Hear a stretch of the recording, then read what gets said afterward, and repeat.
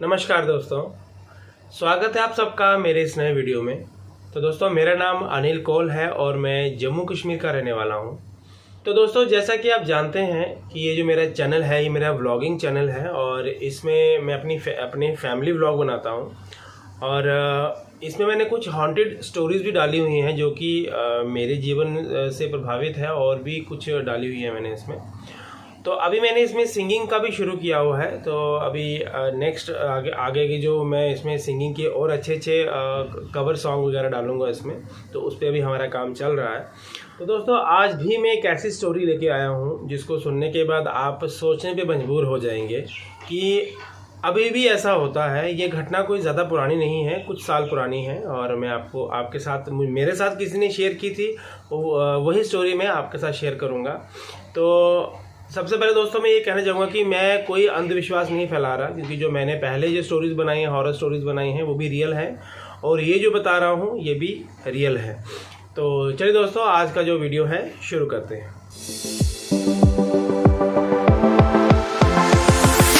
तो दोस्तों, जैसे कि मैं आपको बता चुका हूँ कि मैं एक म्यूज़िक टीचर हूँ। मेरा सब्जेक्ट जो है म्यूज़िक है। मैं बच्चों को म्यूज़िक सिखाता हूँ और सिंगिंग के प्रोग्राम वगैरह करता हूँ।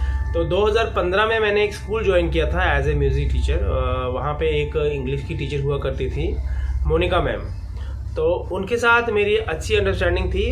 एज में वो मेरे से काफ़ी बड़े थे। अभी भी मेरी उनसे बातचीत होती है, बट अभी फ़ोन पे होती है। तो पूरे स्कूल में सबसे ज़्यादा मेरी उन्हीं से बनती थी। मैं उनको अपनी बड़ी बहन मानता था और इसलिए मैं मेरे को ऐसी प्रॉब्लम होती थी, कुछ भी होता था तो मैं उनके साथ शेयर करता था और वो मुझे सही रास्ता दिखाती थी और फाइनेंशियली भी मेरी हेल्प करती थी। वो मतलब इतने अच्छे रिलेशन थे। मैं उनको अपनी बड़ी दीदी मानता था, वो मुझे भैया कह के बुलाती थी। तो दोस्तों, ऐसे ही हम लोग कुछ टीचर बैठे हुए थे और मोनिका जो मैम थे वो भी साथ बैठे हुए थे। तो ऐसे ही कुछ हॉन्टेड टॉपिक शुरू हो गया हम लोगों का। तो फिर उसके बाद मोनिका मैम ने ये बात हमें सुनाना शुरू की जो आज आपको मैं सुनाने वाला हूँ। तो बात दोस्तों शुरू होती है एक फैमिली से। हालांकि ये जो घटना है ये मोनिका मैम की जो बुआ है, सगी बुआ है, उनके बेटे के साथ हुई थी घटना ये। अब आपको मैं ये घटना विस्तार से बताता हूँ और मैं पूरी उम्मीद करूँगा कि आप इस वीडियो को पूरा ज़रूर देखेंगे। तो दोस्तों, जो मेरी मोनिका मैम थी, उनकी जो बुआ थी वो बुटीक का काम करती थी। बुटीक यानी कि कपड़े वगैरह सिलती थी वो, और वो घर में ही शुरू उन्होंने किया था क्योंकि बच्चे कॉलेज चले जाते थे, हस्बैंड जॉब पे चले जाते थे, तो घर में सास ससुर बुजुर्ग थे, इसलिए उन्होंने बाहर बुटीक काम करने से अच्छा उन्होंने घर में ही शुरू किया। और घर में काफ़ी कस्टमर उनके पास आते थे, तो उन्होंने एक रूम पूरा बुटीक जैसा बना कर रखा था। मशीनें लगाई थी, 2-3 लड़कियाँ भी रखी थी उन्होंने जो कपड़े सिलने में उनकी हेल्प करती थी और उनको कुछ न कुछ वो पे करती थी। तो दोस्तों, ऐसे ही उनकी ज़िंदगी चल रही थी और एक अच्छा परिवार था। और जैसे कि आप जानते हैं कि जब बच्चे ग्रो करते हैं तो माँ बाप का फ़र्ज़ होता है कि उन पर पूरा उन पर कंट्रोल हो, देखा जाए कि बच्चे कहीं बिगड़ तो नहीं रहे। क्योंकि दोस्तों, टीन एज जो होती है, टीन एज वो ही उसमें ही इंसान बिगड़ता भी है और बनता भी है, आप ये अच्छे से जानते हैं। तो दोस्तों, मोनिका मैम के जो बुआ का जो बेटा था उसका जन्मदिन था, तो उसने अपने कॉलेज के जो फ्रेंड्स थे उनके साथ बर्थडे मनाया अपने कॉलेज में। और उसके बाद कुछ खास फ्रेंड्स थे, इन्होंने प्लान बनाया कि हम थोड़ा आउटर एरिया में जाके, जैसे पहाड़ी इलाके या कटरा वाली साइड या नगरोटा वाली साइड जाके वहाँ पे हम लोग एक छोटा मोटा एक पार्टी करेंगे। तो इसलिए सब कुछ डिसाइड हो गया और वो जो मोनिका मैम का बुआ का जो बेटा था वो अपनी माँ के पास जाता है और माँ को बोलता है, माँ मुझे कुछ पैसे दे दो, मैं अपने दोस्तों को पार्टी करवानी है। और माँ जो थी वो पूरा अलर्ट रहती थी बच्चों को लेके कि बच्चे कहीं गलत संगत में तो नहीं पड़ रहे। तो उन्होंने पैसे देने से मना कर दिया। उन्होंने कहा कि अगर आपने पार्टी करनी है तो आप घर पे करो, ताकि हम भी हमारी देख रेख में करो, आपने बाहर नहीं जाना है। तो इससे जो बुआ का लड़का था जो वो नाराज़ हो गया, तो उनकी माँ ने उनको पैसे देने से मना कर दिया। तो फिर वो लड़का अपने पापा के पास जाता है, पापा ने भी मना कर दिया। उन्होंने कहा कि अगर माँ नहीं दे रही तो मैं भी नहीं दे सकता। तो दोस्तों, वो लड़का इतना हताश हो जाता है, इतना नाराज़ हो जाता है, क्योंकि दोस्तों ये जो एज थी उसकी टीन एज, तो वो खैर उसका असर तो होगा ही उसके ऊपर। तो उसने एक तरीका अपनाया, उसने घर में चोरी की। पापा जब शाम को ड्यूटी से आए होंगे तो उनकी जेब से उसने पैसे निकाले।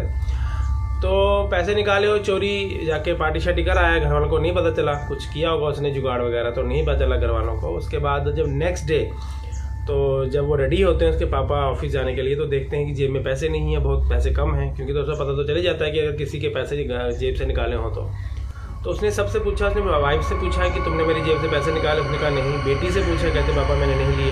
फिर आ जाके शक आया सारा लड़के के ऊपर, तो लड़के से जब पूछा उसने मान ली अपनी गलती। तो दोस्तों बस इतनी सी मतलब ये छोटी सी गलती पे क्या हुआ, हालांकि बच्चे को समझा भी सकते थे, लेकिन उसके पापा ने सबके सामने उस लड़के को थप्पड़ लगा दिया। और एज भी उस तरह की है और बच्चे अपने आप को अपनी इंसल्ट फील करते हैं कि आजकल के बच्चे पता आपको कैसे होते हैं। तो उस पापा ने लड़के को थप्पड़ लगा दिया, तो ये बात उसके मन में रही कि मुझे सबके सामने थप्पड़ पड़ा है। तो दोस्तों उसके बाद उस लड़के ने कुछ ऐसा किया जो कि आजकल के जो नौजवान हैं जो यही रास्ता अपनाते हैं, जो थोड़े से भी हताश होते हैं। तो उसने क्या किया, घर में एक मिट्टी का तेल का केन, घासलेट जिसको हम बोलते हैं, वो भर के रखा हुआ था। तो उसने वो किचन में गया, उसने अपने ऊपर फेंका अच्छी तरह, और बाहर बरामदे में आके अपनी माँ को बोलता है, पापा को बोलता है कि आप लोगों ने मेरे साथ ऐसा किया। तो उसने क्या किया, अपने आप को आग लगा दी। और दोस्तों जब उसने आग लगाई तो उसका शरीर जब जलना शुरू हुआ तो वो चिल्लाना शुरू हो गया, आगे पीछे भागना शुरू हो गया। तो वो भागता भागता भागता छत पर चला गया, सीढ़ियों से, सीढ़ियाँ बाहर से थी उनकी, सीढ़ियों से चलते चलते वो छत पे भाग गया। क्योंकि दोस्तों जो आग उसके शरीर को जला रही थी तो वो उसको तो उससे परेशानी हो रही थी बहुत ज़्यादा। तो वो बचने के लिए आगे पीछे भाग रहा था, लेकिन कुछ हो नहीं सकता था क्योंकि बहुत हद तक उसने अपने ऊपर मिट्टी का तेल डाल दिया हुआ था, घासलेट डाल दिया हुआ था। तो उसकी माँ भागते हुए बाहर आई, क्योंकि माँ कपड़े सिलती थी। उसने सारे कपड़े जो कट पीस होते हैं वो उसको आग बुझाने के लिए उसको उसके ऊपर ज़ोर से फेंके। और वो कुछ कपड़े कॉटन के थे और कुछ दूसरे जो होते हैं जो प्लास्टिक टाइप होते हैं ना कपड़े, तो वो उल्टा उसकी बॉडी के साथ और चिपक गए, तो उसने और आग भड़का दी। तो दोस्तों बड़ी मुश्किल से आग पे कंट्रोल किया, उस लड़के को बचाने की कोशिश की, लेकिन वो 90% वो जल चुका था। खाली उसका चेहरा थोड़ा बचा हुआ था, बाकी जो शरीर था, उसका जो चमड़ी थी वो गिरना शुरू हो गई थी, इतनी बुरी हालत उसकी हो गई थी। तो सब जगह अफरा तफरी मच गई, पूरा मोहल्ला इकट्ठा हो गया। तो फटाफट एम्बुलेंस को बुलाया गया और उसके बाद हमारे जम्मू का जो मेडिकल कॉलेज है, बहुत बड़ा गवर्नमेंट हॉस्पिटल है, तो वहाँ पे उसके लेके गए। लेकिन वहाँ से उन्होंने रेफ़र किया कि इनको कहीं दूसरे शहर में रेफ़र करना है। तो उन्होंने वहीं से एम्बुलेंस करके दी उनको और वहीं से निकले वो। और दोस्तों रास्ते आधा रास्ता भी क्रॉस नहीं किया था कि उस लड़के की डेथ हो गई, उस लड़के ने दम तोड़ दिया।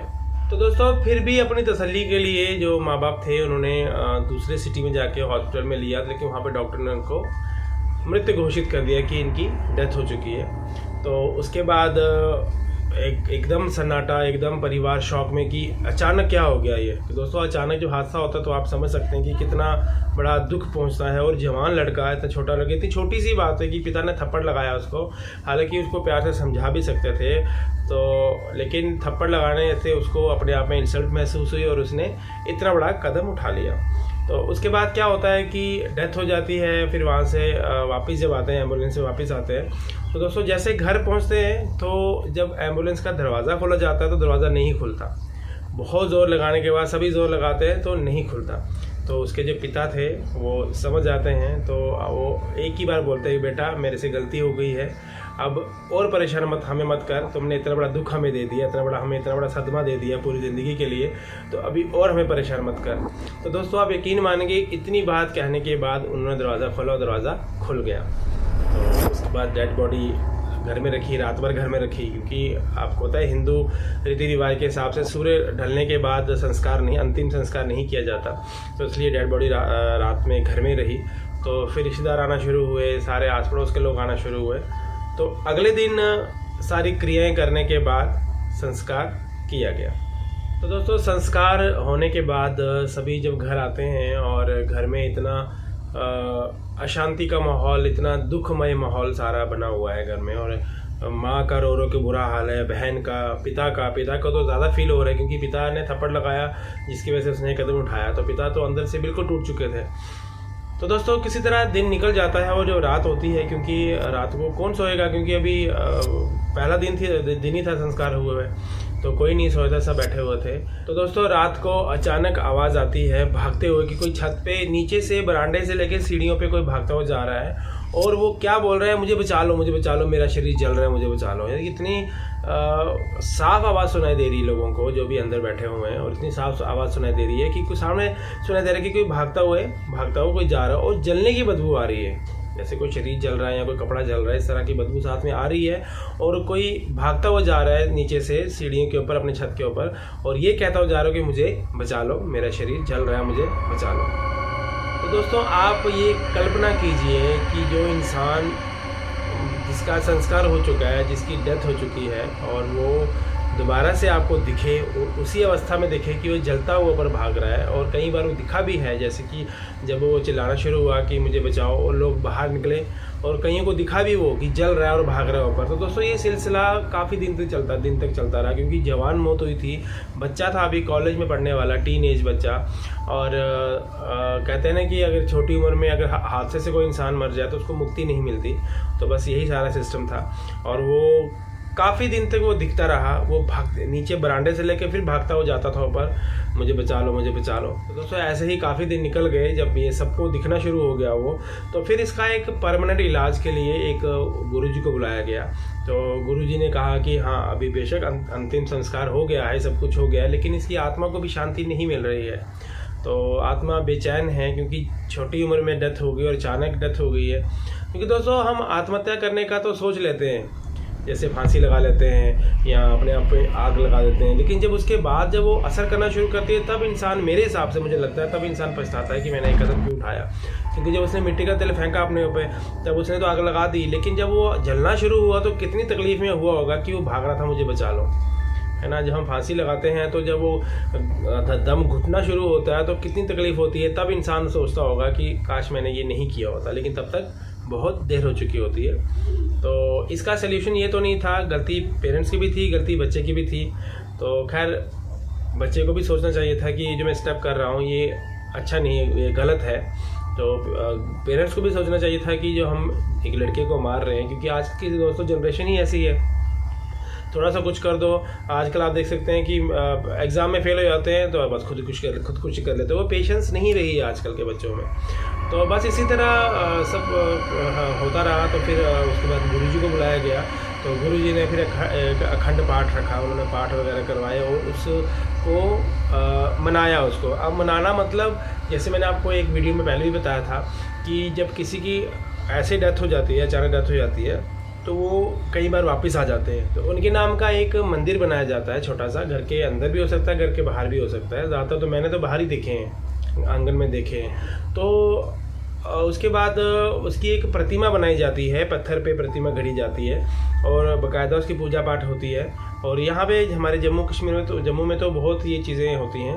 तो बाहर का मैं कह नहीं सकता, उनको बोलते हैं कि हम लोग यहाँ देरी बोलते हैं उसको, देरी। तो फिर उसके बाद जब पूजा वगैरह की, सब कुछ, उसका मंदिर बनाया गया छोटा सा, और उसको वहाँ स्थापना की गई, देरी बनाई गई, उसको देरी, जैसे मैंने कहा कि आपको देरी बोलते हैं हम लोग उसको। तो दोस्तों उसके बाद से सब शांत होना शुरू हो गया, फिर वो भागता हुआ नहीं दिखता था और घर में भी सब सुख शांति होना शुरू हो गई। लेकिन अभी भी वो वहीं पे है, यानी कि जब कोई फंक्शन घर में होता है तो उसको भी इनविटेशन देना पड़ता है। कुछ भी घर में होता है, जैसे मान लो अब कोई शादी है तो उसको भी कार्ड दिया जाता है ना, वरना घर में जो काम होते हैं उसमें कलेश पड़ना शुरू हो जाते हैं। तो देखा जाए है तो वो भी फैमिली का मेंबर ही है ना, लेकिन अब वो मृत्यु के बाद कुछ और बन चुका है, फैमिली मेंबर तो है, ये कुछ और बन चुका है। तो इसलिए उसको भी साथ में ले लेके चलना पड़ता है। घर में त्यौहार हो, उसको पूछना पड़ता है हर चीज़, खाने को। और आपको मैं एक चीज़ और बताऊं कि डेली खाना दिया जाता है, चाय दी जाती है, सब कुछ दिया जाता है। तो ये सिस्टम यहाँ पे होता है। और कई लोग इसको अंधविश्वास मानते हैं, लेकिन जिनके साथ दोस्तों बीतती है वही जानता है कि सच्चाई क्या है। और ये चीज़ें मैंने भी देखी, इसलिए मैं मानता हूँ। और आजकल तो विज्ञान भी इन चीज़ों को मानता है। आप डिस्कवरी में देखेंगे कितना कुछ दिखाया जाता है, और वो मुझे लगता नहीं कि फेक है।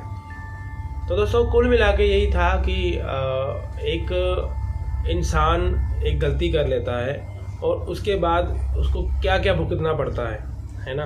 तो ये छोटी सी एक स्टोरी थी जो हमें मैम ने बताई है, और अभी भी मैम के साथ मैं कांटेक्ट में हूँ, क्योंकि मैंने वो स्कूल छोड़ दिया है और मुझे पता चला कि उस मैम ने भी छोड़ दिया वो स्कूल, वो किसी बड़े स्कूल में है। अभी हमारी फ़ोन पे ही बात होती है, बहुत कम होती है आजकल, लेकिन होती है, कभी कभार फ़ोन पे बात होती है। तो अभी भी जब मैं इसी घटना के बारे में उनसे पूछता हूँ तो अभी बताते हैं कि अभी भी सब वैसा ही है, वो उसका मंदिर घर में बना हुआ है और अब लेकिन पहले से ठीक है, अब अपनी लाइफ में वो आगे बढ़ चुके हैं। तो लेकिन ये जो दुख है, ये तो दुख हमेशा रहेगा, पिता को भी रहेगा, माँ को भी रहेगा, सबको रहेगा कि काश ऐसा नहीं हुआ होता। और इस वीडियो के माध्यम से मैं ये भी कहना चाहता हूँ कि आजकल की जो न्यू जनरेशन है वो प्लीज़ ऐसा कदम ना उठाएं, ताकि आपको भी परेशानी होगी और आप चले जाओगे तो पीछे से आपके जो परिवार वाले हैं उनके लिए कितना एक दुख ज़िंदगी भर के लिए रह जाता है। तो ऐसा ना करें, पेशेंस रखें और अपनी गलतियों को ज़रूर मानें, है ना। तो बाकी पेरेंट्स से भी यही गुजारिश है कि वो बच्चों को समझें, उनको सपोर्ट करें। ठीक है दोस्तों, ये छोटी सी एक स्टोरी थी जो मैंने आपको बताई। अगर वीडियो अच्छा लगा होगा तो वीडियो को लाइक करिएगा, शेयर करिएगा, कमेंट करिएगा और चैनल को सब्सक्राइब ज़रूर करिएगा। तो ठीक है दोस्तों, मिलते हैं नेक्स्ट वीडियो में, तब तक के लिए नमस्कार।